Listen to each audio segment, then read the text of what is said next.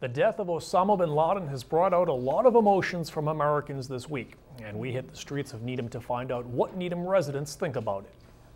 I can report to the American people and to the world that the United States has conducted an operation that killed Osama bin Laden, the leader of al-Qaeda, and a terrorist who's responsible for the murder of thousands of innocent men, women, and children.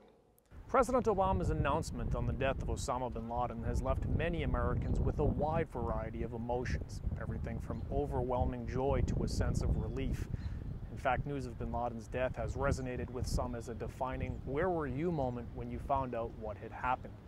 But news of bin Laden's death also raises a new series of questions. Just how and when should we approach these sensitive topics with our children? I think it depends on the age of the child, and certainly if they're old enough to have been around when 9/11 happened, yeah, I think it is appropriate. It is a seminal event that is happening in their children's lifetime, and they should be talking about it with them. If the child actually has recollection, I guess it would be an older child. Sure, but if it's a younger child, why traumatize above and beyond their age? This is a way that you can talk to kids about morality. This is a good way for them to see that that sometimes things do work out in the best interest of good people. We spoke with Jon Mattleman, Director of Needham Youth Services, who says that although the topic is delicate, it does need to be addressed.